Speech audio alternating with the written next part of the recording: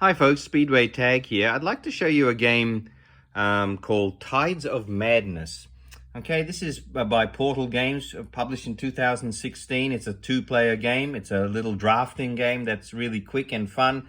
Plus, it's second in a series of the Tide series, if you want to call it that. The first was Tides of Time, which was kind of had a historical history of the world type theme, but this one is the Lovecraftian Cthulhu mythos theme put on here, which I much prefer. And it was actually the first Lovecraftian themed board game, card game that we ever got. And we haven't looked back since because I've got tons of them now. It's almost my favorite theme for board games because I love the author HP Lovecraft. I've read every single thing he's written.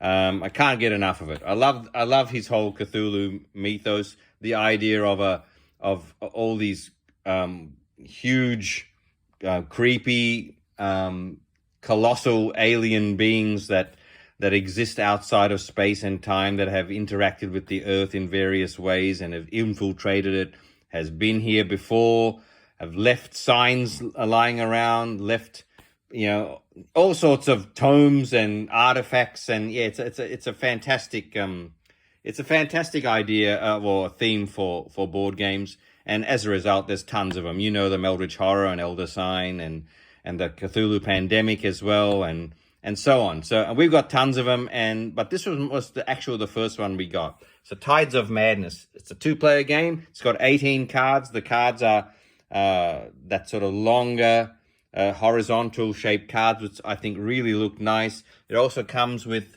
madness tokens, which are very well produced and look fantastic. Even the artwork on the inside of the box cover adds to the whole theme and the feel of the game. Cute little rule book, scorecard, sorry. The rule book is really good because it's been published in a way, or it's been printed in a way and designed to look like an ancient kind of manuscript. I think that's a nice touch. And the idea with this game is the theme is that you've taken on the role of investigators and you've been investigating various happenings around the world, and you're contacting cults, and you're exploring hidden locations, and you're encountering all these horrific beings in your quest to find out what's happening in the world. And yeah, I know the theme is pasted on to a lot of these games, but it's important to me to connect the theme to what I'm actually doing. So the idea is you're going to play these cards into a tableau. And the idea, when you play them, the idea is that you've researched that thing, that location or that tome or that creature that's on the card. So the idea is you've spent time researching into those areas, and therefore as you place the cards down, you've completed that research. So it ties kind of nicely to the theme. I don't mind that at all. I know it's probably thinly veiled, but it works fine for me. So the way the game works is there's 4 suits, and that one in the top left-hand corner is the manuscript suit, and there's 3 cards in each suit. So here is the Nameless Cults tome. Look at that artwork. It's brilliant. It captures exactly what I think about when I've read about these tomes in Lovecraft stories. These are the narcotic, I think that's how you pronounce it, manuscripts there as well. And the Necronomicon, of course, which features heavily in the Cthulhu mythos stories of Lovecraft. If you can have a look at some of these short stories at some stage, if you're into this sort of science fiction, fantasy, dark horror, you'll love it. And then we've got the suit, which is the races. So we've got the deep ones from Innsmouth, the underwater creatures, the great race of Yith. You've also got the elder things here from that famous story, At the Mountains of Madness, takes place in Antarctica. So that's where you've got that ice theme coming through there on that card. And the elder things. Okay, then we've got the Great Old One suit with the blue elder sign in the top left-hand corner. Cthulhu, of course, famous from the story Call of Cthulhu, and the Metallica song as well. All right, fantastic representation of Cthulhu. You'll see him represented a million different ways, but I like that one. Dagon, one of Lovecraft's first ever stories. You've got Hastur, the king in yellow as well, rising from the flames there. Looks really good. So that's the Great Old One suit. You've also got the location suit, the red tower in the left-hand corner. At the Mountains of Madness are in Antarctica. There's Innsmouth, where a lot of the creepy stories happen by the seaside. Creepy town, terrible things happen there. And Rillier, that's Cthulhu's city, where he's sleeping but dreaming, sleeping and dreaming. So there's Rillier as well. And the last suit is the outer god, so Azathoth. It's got the gold icon there, Azathoth. You've got Yog Sothoth from the fantastic story Dunwich Horror, which might be my favorite, close to it anyway. And so he's just a massive globulous eyes and terror. All right. So the creatures in this mythos are very, very unique and different to what you normally would expect in horror tales. So, and it comes through on these board game illustrations a lot. And there's Nyarlathotep as well. I normally prefer this Nyarlathotep as a creepy guy in a bowler hat and a black suit and a briefcase, like kind of like the personification of the mythos, if you like. But he's illustrated there like that, which is fine, still pretty cool. And then you've got some suitless cards like the Dreamlands, Shub-Niggurath, which is another creature, and the Miskatonic University of Arkham, where a lot of this research takes place. Okay, those are the cards, but we don't play with the cards all laid out like that. The way we play is I'll just sort of shuffle them as I pick them up. You pick up the whole deck, which is, as I said, 18 cards, and then you will give each. I've mentioned the madness tokens, and I'll let you know how that comes into play in a second. But we put the deck there. We each get 5 cards. Okay, to start. This plays over 3 rounds. Okay, and you're going to play 3 pretty quick rounds of drafting and laying down 5 cards. Okay, so the way the draft goes, it's very common to a lot of drafts that you look at your cards that you have in your hand and you choose one to keep. So I might choose to keep Innsmouth. And the reason why I'm choosing, the reason why you would choose a card, that's where the strategy of this game is, obviously, because you're choosing to try and maximize your scoring. And on each card you see is a scoring objective. At the end of each round, when you've got 5 cards in front of you, or 6 after the second round, or 7 after the third round, you will score every card based on what it says up here. And if you meet this criteria that it says there, you will get this amount of victory points. So, for example, let's say if I played the Miskatonic University, let's say I chose to play that instead of Innsmouth. Okay, I'll choose to play this. At the end of this round, and when I come to this card, I'm going to get 4 victory points for each majority that I have in the suits. Remember, there's 4 suits. So for each one of those suits, if I've got more of that suit than my opponent, I'm going to get 4 victory points. If I played Innsmouth, I'd get 3 victory points for each suit that I don't have. All right, so if I choose not to collect a particular suit, which can be risky, that's where the balance of the strategy is. But for each suit I don't have, I'll get 3 points. How about this one? The Cthulhu card will give me 9 victory points at the end of the round for each set of that combination of suits. So if I've got 3 cards with those 3 suits on them, I want to get 9 points. This one more, I'll show you Dagon. This is the most common type of scoring objective. So if I have the most of the pink suits after we display our cards after the first round and the second round and the third round, if I have the most in this particular suit, I'm going to get 7 points.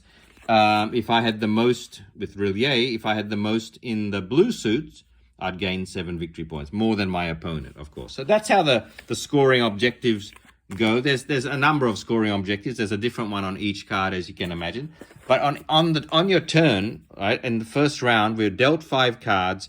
You're going to look at your cards and you're going to choose one. So let's say I do play Innsmouth. You play it face down.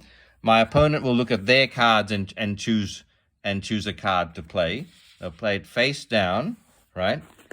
And then we reveal them simultaneously, like Sushi Go style, right? And so I know what he's collecting, and he knows what I'm collecting.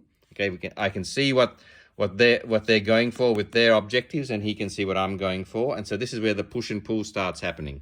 We swap our hands of cards, and then the remaining 4, we would choose another one, okay? And so remember, for each suit I don't have for this card. If I really want to maximize the scoring, I don't want to collect a whole heap of different suits. So, but there's not much choice here for me at the moment. This is kind of nice. Look at Shub-Niggurath's scoring condition. Double the victory points of your previously played card. That might be good, because that, if I play this after Innsmouth, that allows me to get 6 points now for every suit I don't have. I think I'm going to choose that. So I would go ahead and choose Shub-Niggurath. And this person might have a look at their cards and say, oh, you know what? It's telling me my previous card said for each pink suit, I'm going to gain 3. So I really should be collecting pink, but there's no pink in my card. So what am I going to do? Maybe I'll go for the majority in the blue there, as you can see. So they might just choose the Rillier card. Now, some of the cards you'll notice have these tentacles along the side, okay? Some of them. This one doesn't, and neither does this one, okay? So he's going to play this face down first, okay? And then we will simultaneously reveal like that. So now he knows I've got Shub-Niggurath. I know that he's got Rillier. It's always good to keep an eye on what they're going to be scoring, and you can deny them that if he's going to get 7 victory points on this card for a majority in blue, I don't really want to give him blue. But I do want to mention these tentacles down the side. At the end of each round, you will get one of these madness tokens for every one card that has the tentacles on them, right? And across all 3 rounds, if you get 9 madness tokens, you lose the game immediately. You've gone crazy, right? And so you don't want to get 9 of these, right?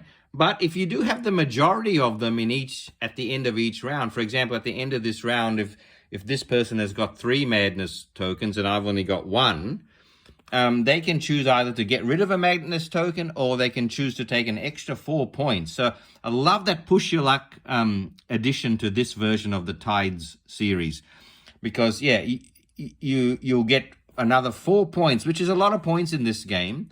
You get 4 points if you have the most madness tokens after each round. But of course, you're pushing your luck because you don't want to get up to 9 across the 3 rounds. So that's a nice little push your luck element. All right, so we've chosen our second cards, we reveal them, and then we swap our hands again. We've got 3 more to go. And then we choose another one based on our scoring objectives. And let's just fast forward this game. Let's say these were the cards that we ended up with at the end of this round. Okay, they've got 5. I've got 5 down here. We'd go through the 5 objectives to see whether, and write down our scores here in each round.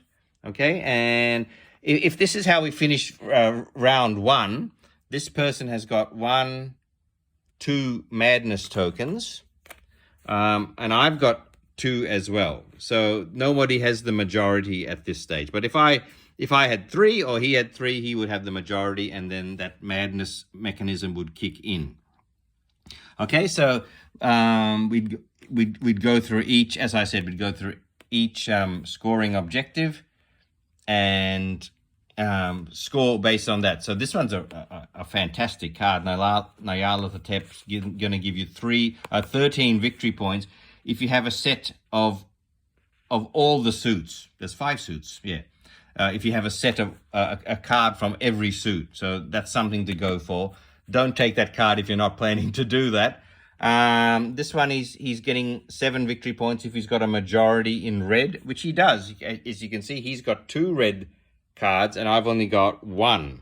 Okay, so he's got the majority in red, so this card will give him the 7 victory points. This one, he's getting 7 victory points if he's got a majority in blue. He doesn't. I've got the majority in blue, so he doesn't score that card. How about some of my scoring objectives? For each suit I don't have, I'm gaining 3 victory points. I don't have the gold suit. I don't have the green suit. I don't even have the pink suit. So, and remember, this is doubled by being next to this card. So I'm getting a good amount of points for this one. And for a set of this, I'm getting 9. I don't have that set. Anyway, you get the idea. And there's a couple of other little changes to the scoring, which happens as you see various combinations of cards. But the point is, after this round, that's the first round, you keep your madness tokens, because remember, that keeps accumulating. If you get to 9, you lose the game. Now, you take up your cards again that you just played. These don't stay down here, right? You take up your cards again in preparation for round 2. What you get to do now is you get to play, you get to keep one, okay? You get to keep one. Let's say I want to keep the Shub Niggurath, okay? No, I don't think I'll do that. I think I'll keep Cthulhu. Okay, so before the next round, you put one face down that you want to keep. Both of you will do that. You also discard one that you don't want to be in the game anymore. So each person will discard one. So he's probably thinking, I'm not going to be able to do this. I'm going to discard that. So now we're left with 3 cards each, okay? We will be dealt 2 new ones, okay, from the deck. So now we've got 5 cards again. And then we do the same thing again that we did in round 1, okay? We'd play a card face down, we'd reveal them, swap the hands, take a card, play it face down, reveal simultaneously, and keep going until we've played all 5 cards from round 2 out. In which case now, as you notice, there's one already here left over from round 1. You'll have 6 cards to score. And in the third round, you'll keep 2 at the start of the round, so you'll have 7 cards to score. And here in the score sheet, you'll total up round 1, round 2, round 3. Whoever's got the most points will win. Remember, if you've collected 9 madness tokens over the course of 3 rounds, which is very difficult not to collect 9. So that's going to affect what cards you take. You might say, "Oh man, I really need this card. It's going to get me what I need to get maximum points on another scoring card. But, oh, no, if I take this, I'll get a madness token because it's got the tentacles and it'll push me into over 9, so I would lose the game." So the madness tokens really affect your strategy, and I love that. I think that's a very ingenious addition to the game to have these madness tokens there. But, yeah, so at the start of round 2, we'll reveal the card that we kept. And then, as I said, we do our draft again, and you'll end up with 6 cards here to score, and off you go. So that's Tides of Madness. I hope that makes sense. I'll probably race through that a little bit, but I think for us, it was a great entry into the whole Lovecraftian themed board games. A very simple one, a simple 2-player game, but tons of fun. And tons of strategy too. When you're talking about scoring conditions on each card, putting down 6, 7 cards down here as we get into round 3, it gets pretty tense. You do have to give up some strategies to maximize other strategies. You have to worry about the madness tokens as well, and it's a lot more thinky than you would expect, but I've come to expect that from board games anyway. Okay, I hope you enjoyed that review, and hopefully you can still find a copy if you like this game. Thanks, guys. See you later.